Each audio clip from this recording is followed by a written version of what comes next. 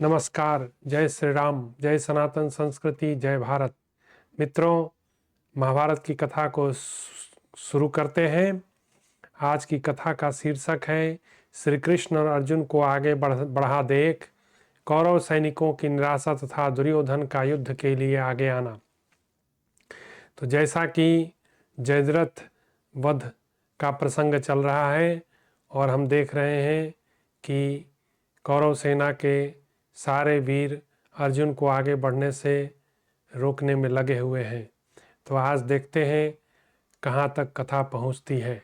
संजय कहते हैं, महाराज धृतराष्ट्र, भगवान श्री कृष्ण और अर्जुन को सबको लांघ कर आगे बढ़ा देख भय के कारण आपके सैनिकों की मज्जा खिसकने लगी। फिर वे लज्जित हुए। समस्त महामनस्वी सैनिक धैर्य और साहस से प्रेरित हो युद्ध के लिए स्थिर चित्त होकर रोषपूर्वक अर्जुन की ओर जाने लगे। जो लोग युद्ध में रोष और अमर से भरकर पांडुनंदन अर्जुन के सामने गए थे, वे समुद्र तक गई हुई नदियों के समान आज तक नहीं लौटे। जैसे नास्तिक पुरुष वेदों से उनकी बताई हुई विधियों से दूर रहते हैं, उसी प्रकार जो अधम मनुष्य थे वे ही अर्जुन के सामने जाकर भी लौट आए। पीठ दिखाकर भाग खड़े हुए। वे नरक में पड़कर अपने पाप का फल भोग रहे होंगे। रथियों की सेना को लांघकर उनके घेरे से मुक्त हुए पुरुष श्रेष्ठ श्री कृष्ण और अर्जुन राहु के मुंह से छूटे हुए सूर्य और चंद्रमा के समान दिखाई दिए। जैसे दो मत्स्य किसी महाजाल को फाड़ कर निकल जाने का कलेश शून्य हो जाते हैं, उसी प्रकार उस सेना समूह को विदीर्ण करके श्री कृष्ण और अर्जुन क्लेश रहित दिखाई देते थे। शस्त्रों से भरे हुए आचार्य द्रोण के दुर्भेद्य सैनिक व्यूह से छुटकारा पाकर महात्मा श्री कृष्ण और अर्जुन उदित हुए प्रलय काल के सूर्य के समान दृष्टिगोचर हो रहे थे। शत्रुओं को संतप्त करने वाले वे दोनों महात्मा श्री कृष्ण अर्जुन अग्नि के समान दाहक स्पर्श वाले मगर के मुख से छूटे हुए मत्स्यों के समान अस्त्र शस्त्रों की बाधाओं तथा संकटों से मुक्त दिखाई दे रहे थे। जैसे दो मगर समुद्र को क्षुब्ध कर दे, उसी प्रकार उन दोनों ने सारी सेना को व्याकुल कर दिया। आपके सैनिकों तथा पुत्रों ने उस समय द्रोणाचार्य के सैन्य व्यूह में घुसे हुए श्री कृष्ण और अर्जुन के संबंध में यह विचार किया था कि ये दोनों द्रोणों को नहीं लांघ सकेंगे। परंतु महाराज, जब दोनों महातेजस्वी और वीर द्रोणाचार्य के सैन्य समूह को लांघ गए, तब उन्हें देखकर आपके पुत्रों को सिंधुराज के जीवित रहने की आशा नहीं रह गई।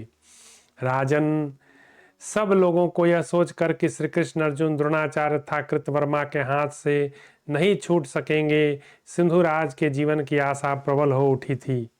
महाराज, शत्रुओं को संताप देने वाले वे दोनों वीर श्री कृष्ण अर्जुन लोगों की उस आशा को विफल करके द्रोणाचार्य तथा कृतवर्मा की दुस्तर सेना को लांघ गए। वे दो प्रज्वलित अग्नियों के समान सारी सेना को लांघ कर खड़े हुए। उन दोनों वीरों को सकुशल देख आपके सैनिकों ने निराश होकर सिंधुराज के जीवन की आशा त्याग दी। दूसरों का भय बढ़ाने और स्वयं निर्भय रहने वाले श्री कृष्ण और अर्जुन आपस में जयद्रथ वध के विषय में इस प्रकार बातें करने लगे। यद्यपि धृतराष्ट्र के 6 महारथी पुत्रों ने जयद्रथ को अपने बीच में छिपा रखा है, तथापि यदि वह मेरी आंखों को दिख गया तो मेरे हाथ से जीवित नहीं बच सकेगा।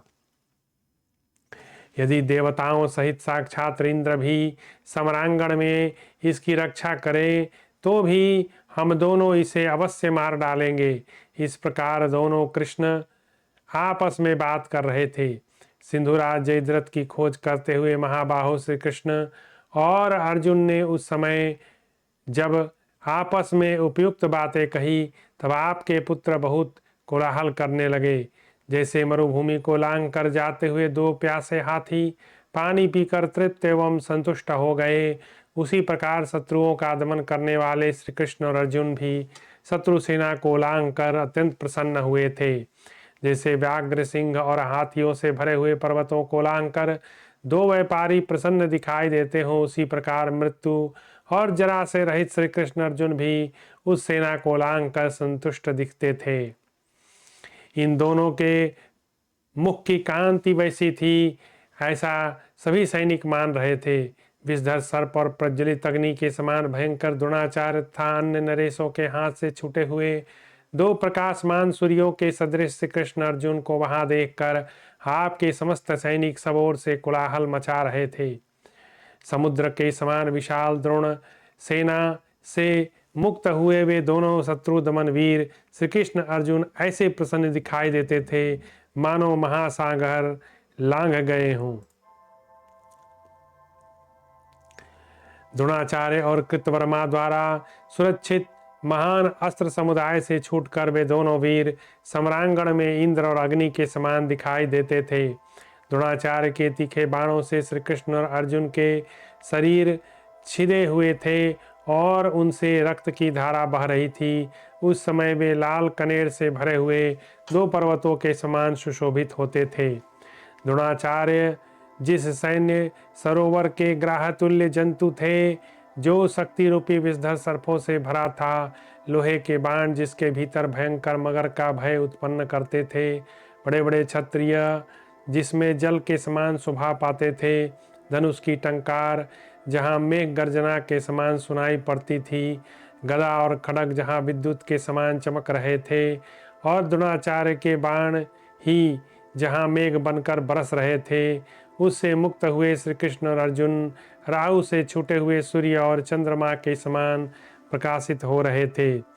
उस समय ऐसा जान पड़ता था मानो वर्षा ऋतु में जल से लबालब भरी हुई बड़े बड़े ग्राहों से व्याप्त समुद्रगामिनी इरावती, विपाशा, वितस्ता, शतद्रु और चंद्रभागा इन पांचों नदियों के साथ छठी सिंधु नदी को श्री कृष्ण और अर्जुन ने अपनी भुजाओं से तैर कर पार किया हो। इस प्रकार द्रोणाचार्य के अस्त्र बल का निवारण करने के कारण समस्त प्राणी श्री कृष्ण और अर्जुन को लोक विख्यात प्रशस्त्र गुणायुक्त महाधनुर्धर मानने लगे। जैसे पानी पीने के घाट पर आए हुए रुरु मृग को दबोच लेने की इच्छा से दो व्याघ्र खड़े हों, उसी प्रकार निकटवर्ती जयद्रथ को मार डालने की इच्छा से उसकी ओर देखते हुए वे दोनों वीर खड़े थे। महाराज, उस समय उन दोनों के मुख पर जैसी समुज्ज्वल कांति थी, उसके अनुसार आपके योद्धाओं ने जयद्रथ को मरा हुआ ही माना। एक साथ बैठे हुए लाल नेत्रों वाले महाबाहु श्री कृष्ण और अर्जुन सिंधुराज जयद्रथ को देखकर हर्ष से उल्लसित हो बारंबार गर्जना करने लगे। राजन, हाथों में बागडोर लिए श्री कृष्ण और धनुष धारण किए अर्जुन, उन दोनों की प्रभा सूर्य और अग्नि के समान जान पड़ती थी। जैसे मांस का टुकड़ा दो बाजों की प्रसन्नता होती है, उसी प्रकार द्रोणाचार्य की सेना से मुक्त हुए उन दोनों वीरों को अपने पास ही जयद्रथ को देखकर इस सब प्रकार से हर्ष हो रहा था। अपने समीप ही खड़े हुए से सिंधुराज जयद्रथ को देखकर तत्काल वे दोनों वीर कुपित हो उसी प्रकार सहसा उस पर टूट पड़े, जैसे दो बाज मांस पर झपट पड़ते हैं। श्री कृष्ण और अर्जुन सारी सेना को लांघकर आगे बढ़ते चले जा रहे हैं। यह देखकर आपके पुत्र दुर्योधन ने सिंधुराज की रक्षा के लिए पराक्रम दिखाना आरंभ किया। प्रभो, घोड़ों के संस्कार को जानने वाला राजा दुर्योधन उस समय द्रोणाचार्य के बांधे हुए कवच को धारण करके एकमात्र रथ की सहायता से युद्ध भूमि में गया था। नरेश्वर महाधनुधर श्री कृष्ण अर्जुन को लांघकर आपका पुत्र कमलनयन श्री कृष्ण के सामने जा पहुंचा। तदनंतर आपका पुत्र दुर्योधन जब अर्जुन को भी लांघकर आगे बढ़ गया, तब सारी सेनाओं में हर्षपूर्ण बाजे बजने लगे। दुर्योधन को वहां श्री कृष्ण अर्जुन के सामने खड़ा देख शंखों की ध्वनि से मिले हुए सिंहनाद के शब्द सबोर गूंजने लगे। प्रभो, सिंधुराज की रक्षा करने वाले जो अग्नि के समान तेजस्वी वीर थे, वे आपके पुत्रों को सम्रांगण में डटा हुआ देख बड़े प्रसन्न हुए। राजन, सेवकों सहित दुर्योधन सबको लांघ कर सामने आ गया। यह देखकर श्री कृष्ण ने अर्जुन से यह समयोचित बात कही। अगला अध्याय श्री कृष्ण का अर्जुन की प्रशंसा पूर्वक उसे प्रोत्साहन देना, अर्जुन और दुर्योधन का एक दूसरे के सम्मुख आना, कौरव सैनिकों का भय था दुर्योधन का अर्जुन को ललकारना। श्री कृष्ण बोले, हे धनंजय, सबको लांघ कर सामने आए हुए इस दुर्योधन को देखो। मैं तो इसे अत्यंत अद्भुत योद्धा मानता हूँ। इसके समान दूसरा कोई नहीं है। यह महाबली धृतराष्ट्र पुत्र, दूर तक के लक्ष्य को मार गिराने वाला महान धनुर्धर, अस्त्र विद्या में निपुण, युद्ध में दुर्मद है। इसके अस्त्र शस्त्र अत्यंत सुदृढ़ है तथा यह विचित्र रीति से युद्ध करने वाला है। कुंती कुमार महारथी दुर्योधन अत्यंत सुख से पला हुआ, सम्मानित और विद्वान है।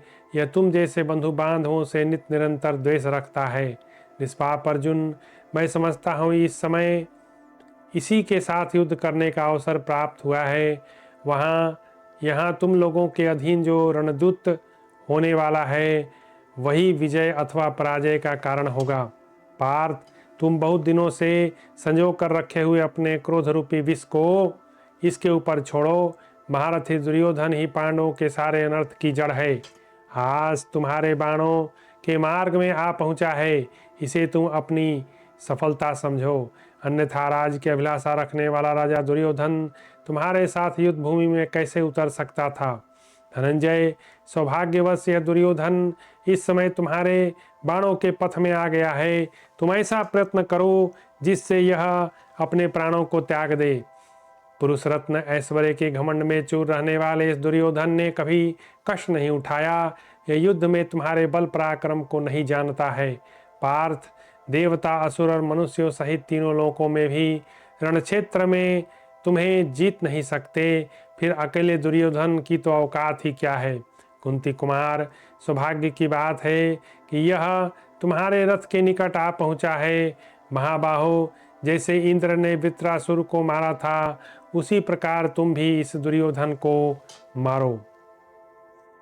अनग, यह सदा तुम्हारा अनर्थ करने में पराक्रम दिखाता आया है। इसने धर्मराज युधिष्ठिर को जुए में छल से ठग लिया। मानद, तुम लोग कभी इसकी बुराई नहीं करते थे तो भी इस पाप बुद्धि दुर्योधन ने सदा तुम लोगों के साथ बहुत से क्रूरतापूर्ण बर्ताव किए हैं। पार्थ, तुम युद्ध में श्रेष्ठ बुद्धि का आश्रय ले बिना किसी सोच विचार के सदा क्रोध में भरे रहने वाले इस स्वेच्छाचारी दुष्ट पुरुष को मार डालो। पांडुनंदन, दुर्योधन ने छल से तुम लोगों को के राज्य को छीन लिया। तुम्हें जो वनवास का कष्ट भोगना पड़ा है तथा द्रौपदी को जो दुख और अपमान उठाना पड़ा है, इन सब बातों का मन ही मन याद करके पराक्रम करो। सौभाग्य से ही यह दुर्योधन तुम्हारे बाणों की पहुंच के भीतर चक्कर लगा रहा है। यह भी भाग्य की बात है कि यह तुम्हारे कार्य में बाधा डालने के लिए सामने आकर प्रयत्नशील हो रहा है। पार्थ, भाग्यवश सम्रांगण में तुम्हारे साथ युद्ध करना यह अपना कर्तव्य समझता है और भाग्य से ही न चाहने पर भी तुम्हारे सारे मनोरथ सफल हो रहे हैं। कुंती कुमार, जैसे पूर्व काल में इंद्र ने देवासुर संग्राम में जन्म का वध किया था, उसी प्रकार तुम रणक्षेत्र में कुल कलंक धृतराष्ट्र पुत्र दुर्योधन को मार डालो। इसके मारे जाने पर अनाथ हुई इस कौरव सेना का संहार करो। दुरात्माओं की जड़ काट डालो, जिससे इस वैर रूपी यज्ञ का अंत होकर अवभृत स्थान का अवसर प्राप्त हो। आगे संजय कहते हैं, राजन, तब कुंती कुमार अर्जुन ने बहुत अच्छा कहकर भगवान श्री कृष्ण से कहा, माधव, यह मेरे लिए सबसे महान कर्तव्य प्राप्त हुआ है। अन्य सब कार्यों की अवहेलना करके आप वहीं चलिए जहां दुर्योधन खड़ा है, जिसने दीर्घकाल तक हमारे इस अकंटक राज्य का भोग किया है। मैं युद्ध में पराक्रम करके दुर्योधन का मस्तक काट डालूंगा। माधव, जो क्लेश भोगने के योग्य नहीं, उस द्रौपदी का केस पकड़कर जो उसे अपमानित किया गया है, उसका बदला इस दुर्योधन को मारकर ही चुका सकता हूँ। श्री कृष्ण, सम्रांगण में दुर्योधन का वध करके मैं किसी प्रकार उन सभी दुखों से छुटकारा पा सकूंगा जो पूर्व काल में भोगने पड़े हैं। इस प्रकार की बातें करते हुए उन दोनों कृष्णों ने युद्ध स्थल में राजा दुर्योधन को अपना लक्ष्य बनाने के लिए हर्षपूर्वक अपने उत्तम सफ़ेद घोड़ों की को उसकी ओर बढ़ाया। आर्य भारत भूषण, आपके पुत्र ने उन दोनों के समीप पहुंचकर महान भय का अवसर प्राप्त होने पर भी भय नहीं माना। अपने सामने आए हुए श्री कृष्ण और अर्जुन को दुर्योधन ने जो रोक दिया, उसके इस कार्य की वहाँ सभी क्षत्रियों ने प्रशंसा की। प्रजानाथ, युद्ध स्थल में राजा दुर्योधन को उपस्थित देख आपकी सारी सेना में महान सिंहनाद होने लगा। जिस समय वह भयंकर जन कोलाहल हो रहा था, उसी समय आपके पुत्र ने अपने शत्रु को कुछ भी न समझकर आगे बढ़ने से रोक दिया। आपके धनुधर पुत्र दुर्योधन द्वारा रोके जाने पर शत्रुओं को संताप देने वाले कुंती कुमार अर्जुन पुनः उसके ऊपर अत्यंत कुपित हो उठे। दुर्योधन तथा अर्जुन को परस्पर कुपित देख भयंकर नरेश गण सब ओर खड़े हो चुपचाप देखने लगे। आर्य, अर्जुन और श्री कृष्ण को अत्यंत रोष में भरे देख आपके पुत्र ने जोर जोर से हंसते हुए ही युद्ध की इच्छा से उन दोनों को ललकारा। तब हर्ष में भरे हुए श्री कृष्ण और पांडुनंदन अर्जुन ने बड़े जोर से सिंहनाद किया और अपने उत्तम शंख को बजाया। उन दोनों को हर्षोल्लास से परिपूर्ण देख संपूर्ण कौरव सैनिक आपके पुत्र के जीवन से निराश हो गए। अन्य सब कौरव भी शोकमग्न हो गए और आपके पुत्र को आगे आग के मुख में होम दिया गया है ऐसा मानने लगे। श्री कृष्ण और अर्जुन को इस प्रकार हर्षमगन देख आपके समस्त सैनिक भय से पीड़ित हो ऐसा कहते हुए कोलाहल करने लगे कि हाय, राजा दुर्योधन मारे गए, मारे गए। लोगों का आर्तनाद सुनकर दुर्योधन बोला, तुम लोगों का भय दूर हो जाना चाहिए। मैं इन दोनों कृष्णों को मृत्यु के घर भेज दूंगा।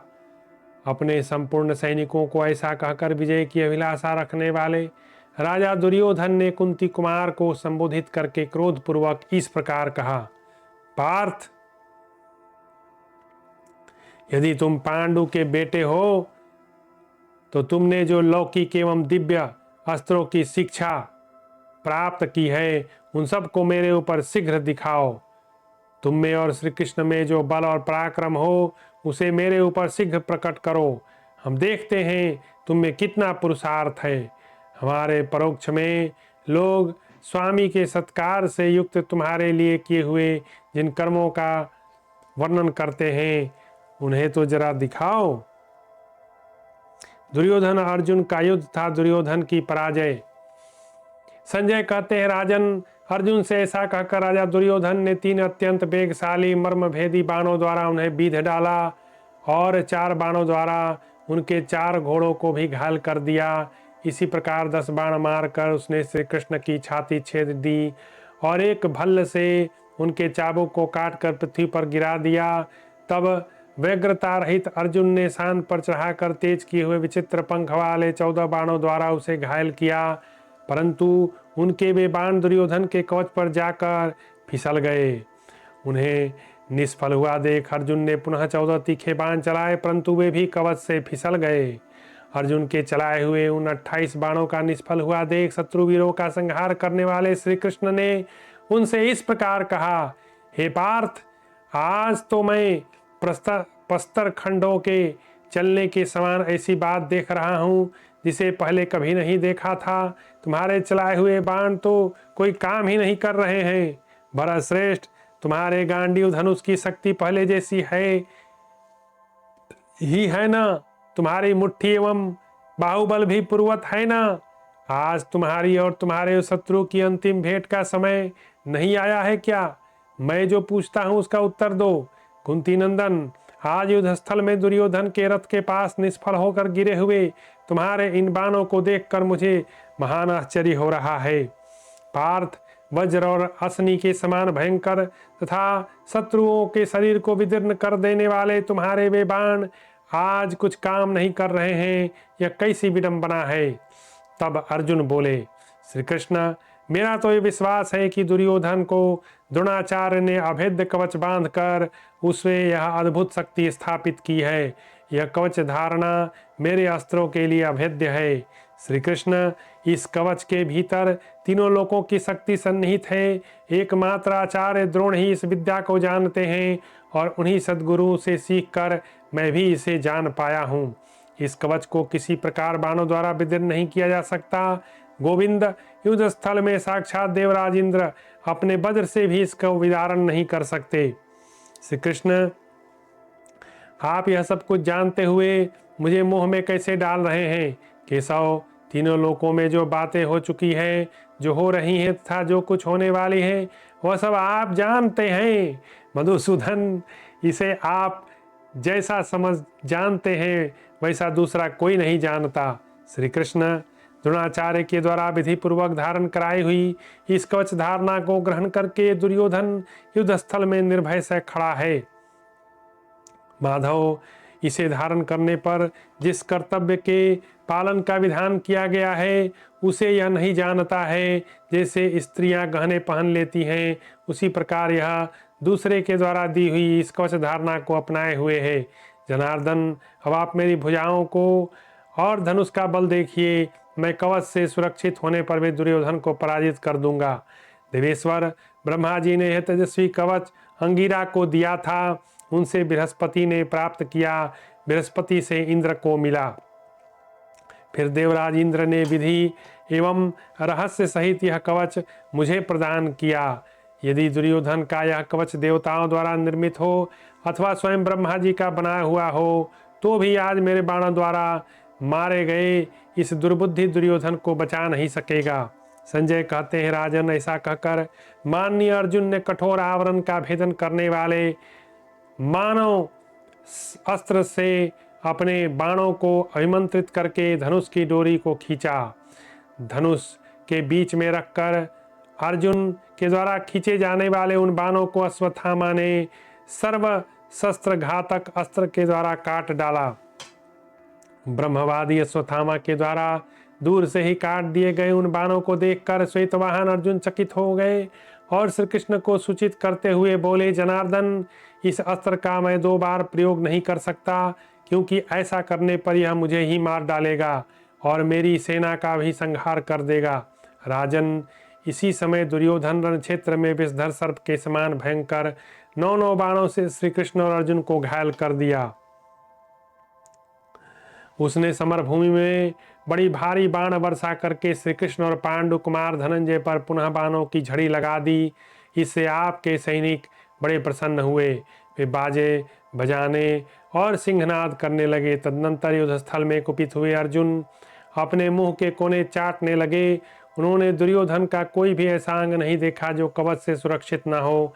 तदनंतर अर्जुन ने अच्छी तरह छोड़े हुए कालोपम तीखे बाणों द्वारा दुर्योधन के चारों घोड़ों और दोनों पृष्ठ रक्षकों को मार डाला। तत्पश्चात पराक्रमी सव्यसाची अर्जुन ने तुरंत ही उसके धनुष और दस्तानों को काट दिया और रथ को टुक टुक कर आरंभ कर दिया। उस समय पार्थ ने रथहीन हुए दुर्योधन की दोनों हथेलियों में 2 पैने बाणों द्वारा गहरी चोट पहुंचाई। उपाय को जानने वाले कुंती कुमार ने अपने बाणों द्वारा दुर्योधन के नखों के मांस में प्रहार किया। तब वह वेदना से व्याकुल हो युद्ध भूमि से भाग चला। धनंजय के बाणों से पीड़ित हुए दुर्योधन को भारी विपत्ति में पड़ा देख श्रेष्ठ धनुर्धर योद्धा उसकी रक्षा के लिए आ पहुंचे। उन्होंने कई हजार रथों, सजाए हुए हाथियों, घोड़ों तथा रोष में भरे हुए पैदल सैनिकों द्वारा अर्जुन को चारों ओर से घेर लिया। उस समय बड़ी भारी बाण वर्षा और जन समुदाय से घिरे हुए अर्जुन, श्री कृष्ण और उनका रथ, उनमें से कोई भी दिखाई नहीं देता था। तब अर्जुन अपने अस्त्र बल से उस कौरव सेना का विनाश करने लगे। वहां सैकड़ों रथ और हाथी अंग भंग होने के कारण धराशायी हो गए। उन हताहत होने वाले कौरव सैनिकों ने उत्तम रथी धनुष अर्जुन को आगे बढ़ने से रोक दिया। वे जयद्रथ से 1 कोस की दूरी पर चारों ओर से रथ सेना द्वारा घिरे खड़े थे। तब वृष्णिवीर श्री कृष्ण ने तुरंत ही अर्जुन से कहा, तुम जोर जोर से धनुष को खींचो और मैं अपना शंख बजाऊंगा। यह सुनकर अर्जुन ने बड़े जोर से गांडीव धनुष को खींचकर हथेली के चट-चट शब्द के साथ भारी बाण वर्षा करते हुए शत्रुओं का संहार आरंभ किया। बलवान केशव ने उच्च स्वर से पांचजन्य शंख बजाया। उस समय उनकी पलकें धूल धूसरित हो रही थी और उनके मुख पर बहुत से पसीने की बूंदें छा रही थी। नरेश्वर भगवान श्री कृष्ण के दोनों ओंठों से भरी हुई वायु शंख के भीतरी भाग में प्रवेश करके पुष्ट हो जब गंभीर नाद के रूप में बाहर निकली, उस समय असुर लोक, अंतरिक्ष, देवलोक, लोकपालों सहित संपूर्ण जगत भय से उद्विग्न हो विदीर्ण सा होता सा जान पड़ा। उस शंख की ध्वनि और धनुष की टंकार से उद्विग्न हो निर्मल और सबल सभी शत्रु सैनिक उस समय पृथ्वी पर गिर पड़े। उनके घेरे से मुक्त हुआ अर्जुन का रथ वायु संचालित मेघ के समान शोभा पाने लगा। इससे जयद्रथ के रक्षक सेवकों सहित क्षुब्ध हो उठे। जयद्रथ की रक्षा में नियुक्त हुए महाधनुर्धर वीर सहसा अर्जुन को देखकर पृथ्वी को कपाते हुए जोर जोर से गर्जना करने लगे। उन महामनस्वी वीरों ने शंखध्वनि से मिले हुए बाण जनित भयंकर शब्दों और सिंहनाद को प्रकट किया। आपके सैनिकों द्वारा किए हुए उस भयंकर कोलाहल को सुनकर श्री कृष्ण और अर्जुन ने अपने श्रेष्ठ शंख को बजाया। प्रजानाथ उस महान शब्द से पर्वत, समुद्र, द्वीप और पाताल सहित यह सारे पृथ्वी गूंज उठी। भरत श्रेष्ठ वह शब्द संपूर्ण दसों दिशाओं में व्याप्त होकर वहीं कौरव पांडव सेनाओं में प्रतिध्वनित होता रहा। आपके रथी और महारथी वहां श्री कृष्ण और अर्जुन को उपस्थित देख बड़े भारी उद्वेग में पड़कर उतावले हो उठे। आपके योद्धा कवच धारण किए महाभाग श्री कृष्ण और अर्जुन को आया हुआ देख कुपित हो उनकी ओर दौड़े। यह एक अद्भुत सी बात हुई। इस प्रकार श्री महाभारत द्रोण पर्व के अंतर्गत जयद्रथ वध पर्व में दुर्योधन पराजय विषयक 103वां अध्याय पूरा हुआ। तो इस तरह से हमने 103 अध्याय खत्म कर लिया और अगला अध्याय है अर्जुन का कौरव महारथियों के साथ घोर युद्ध। तो इसको हम लोग कल देखेंगे। आज के लिए बस इतना ही। आप सभी लोगों का बहुत बहुत धन्यवाद। जय श्री राम।